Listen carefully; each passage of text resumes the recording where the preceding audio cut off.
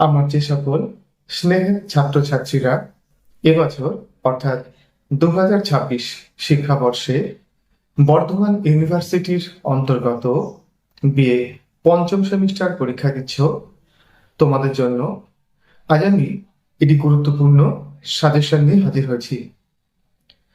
তোমরা major paper হিসাবে education অর্থাৎ শিক্ষা বিজ্ঞান সাবজেক্ট নিয়েছ, আজ তোমাদের জন্য এই ভিডিওটি খুবই গুরুত্বপূর্ণ হতে চলেছে। তোমরা ইতিমধ্যে জেনে গেছো যে তোমাদের মার্চের 10 তারিখ থেকে অর্থাৎ এই মাসের 10 তারিখ থেকে এক্সাম শুরু হতে চলেছে। তাই তোমাদের জন্য আজ আমি এই ভিডিওতে এডুকেশন মেজর পেপার থেকে গুরুত্বপূর্ণ সাজেশন নিয়ে হাজির হয়েছি, যাতে এই সাজেশনটি তোমাদের উপকারে আসে। আজ আমি তোমাদের এই ভিডিওর মাধ্যমে এডুকেশন মেজরের যে ফার্স্ট পেপারটি রয়েছে অর্থাৎ সমাজবিদ্যা, সোসিওলজি অফ এডুকেশন, সেখান থেকে গুরুত্বপূর্ণ বেশ কিছু 10 এবং 5 নম্বরের সাজেশন নিয়ে হাজির হয়েছি। এই প্রশ্নগুলি খুবই গুরুত্বপূর্ণ, তোমরা এগুলি ভালোভাবে তৈরি করে নিও। কেমন? এই প্রশ্নগুলি করলেই তোমরা এখান থেকে আশা করি সব প্রশ্ন কমন পেয়ে যাবে। তাই তোমরা এই প্রশ্নগুলো ভালোভাবে তৈরি করো। কেমন? আরেকটি কথা বলি, যেহেতু তোমাদের পরীক্ষা খুবই কম সময়ের মধ্যে শুরু হচ্ছে,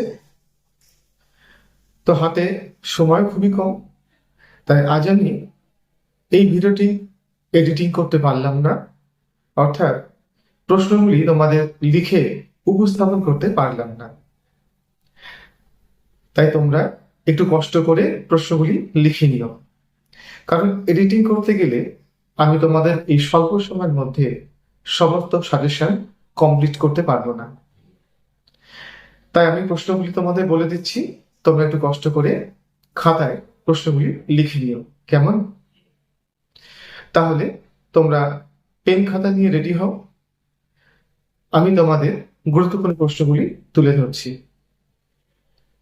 আমি তোমাদের প্রশ্নগুলি দুবার করে রিপিট করে দেব, যাতে তোমাদের কোনো অসুবিধা না হয়।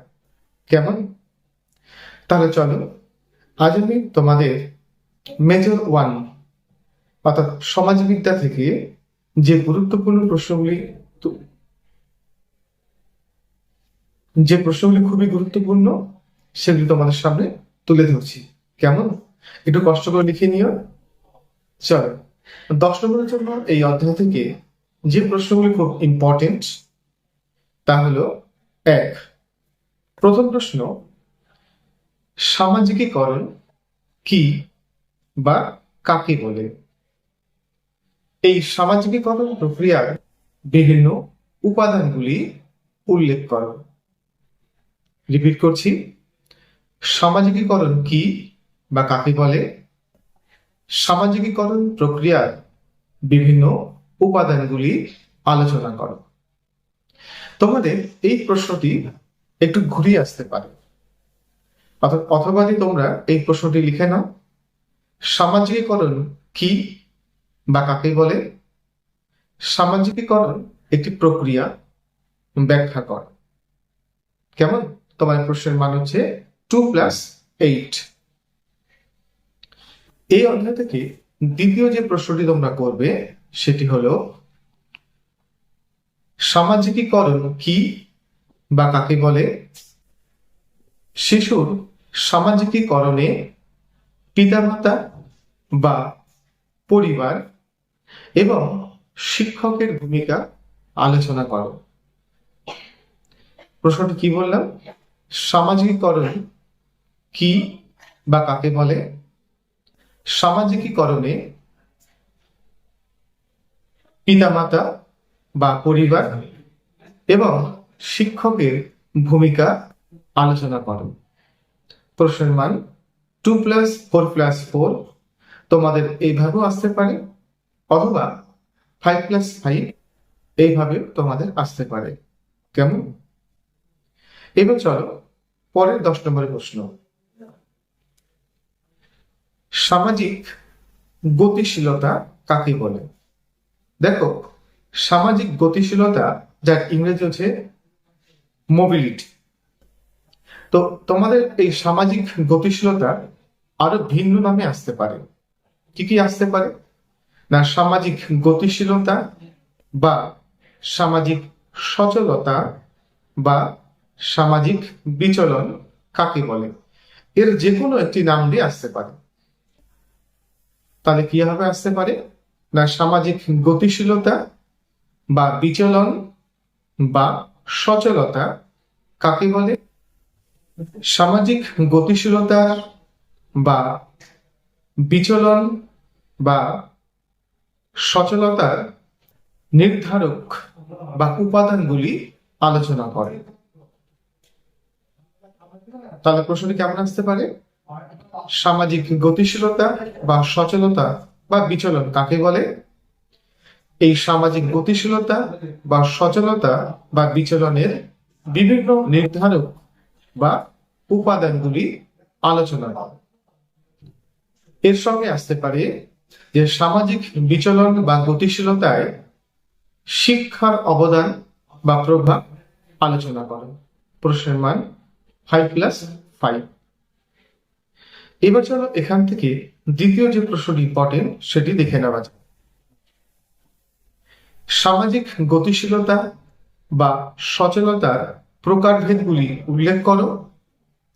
সমাজ জীবনে সামাজিক সচেতনতার কারণ আলোচনা করো।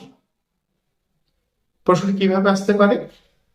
সামাজিক গতিশীলতা বা সচলতার প্রকারভেদগুলি উল্লেখ করো। সমাজ জীবনে সামাজিক সচলতা বা গতিশীলতার কারণ আলোচনা করো। এই প্রশ্নটির মান হচ্ছে 5+5। অর্থাৎ সামাজিক গতিশীলতা বা সচলতার কারণ হচ্ছে 5 নম্বর এবং শিক্ষায় তার প্রভাব হচ্ছে 5 নম্বর। 5+10। এবার চলো এখান থেকে তোমাদের পরবর্তী গুরুত্বপূর্ণ প্রশ্ন।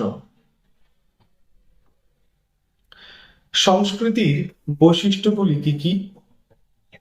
ব্যক্তিগত ও সামাজিক জীবনে সংস্কৃতির গুরুত্ব বা প্রয়োজনীয়তা আলোচনা করো। প্রশ্নটি আরেকবার রিপিট করছি। সংস্কৃতির বৈশিষ্ট্যগুলি কি কি?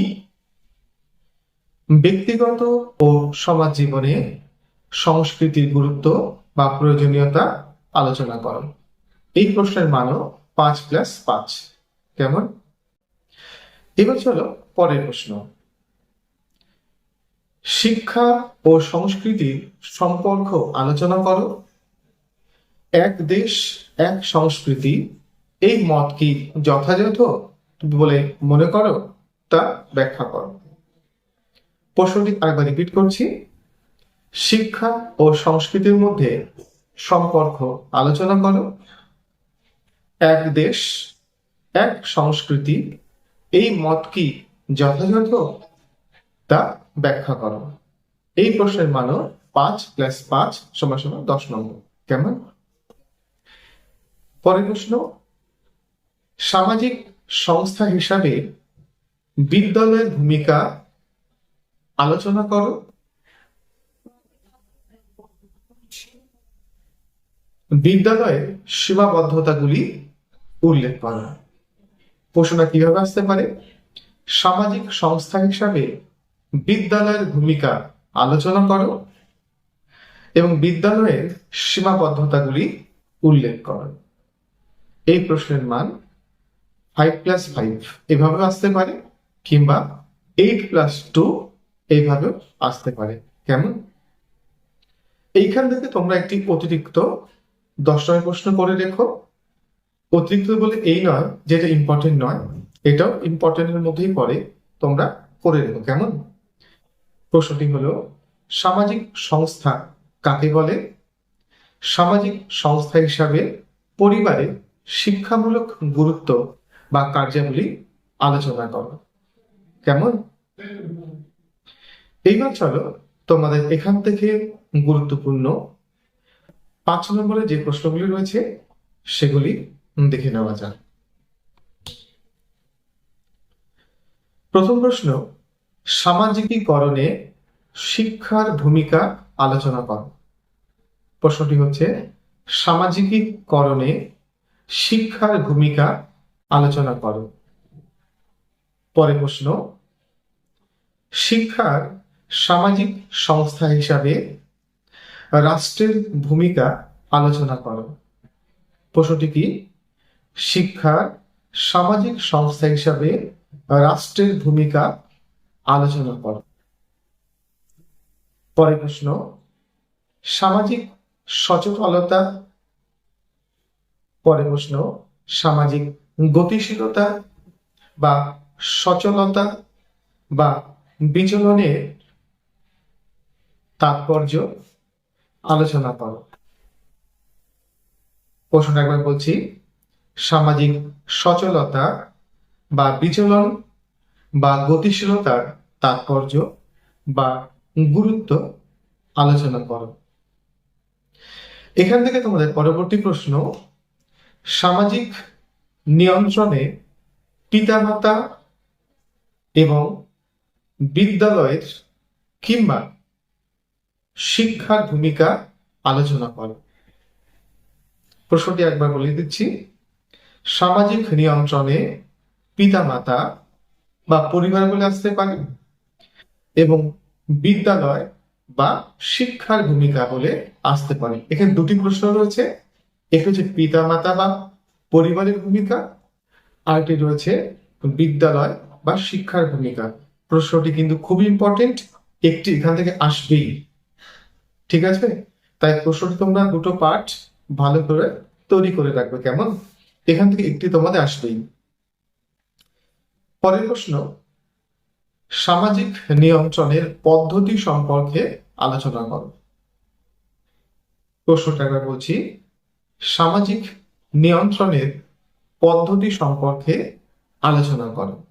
অর্থাৎ সামাজিক নিয়ন্ত্রণের যে পদ্ধতিগুলি রয়েছে সেগুলি উল্লেখ করতে হবে এখানে, ঠিক আছে?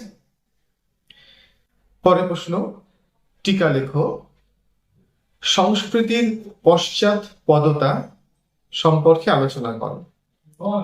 এই প্রশ্নটি তোমাদের একটু ঘুরিয়ে দিতে পারে যে সংস্কৃতির পশ্চাৎপদতা বা সংস্কৃতির পিছিয়ে পড়া বলতে কি বোঝো, সেই সম্পর্কে সংক্ষিপ্ত একটি টিকা লেখো।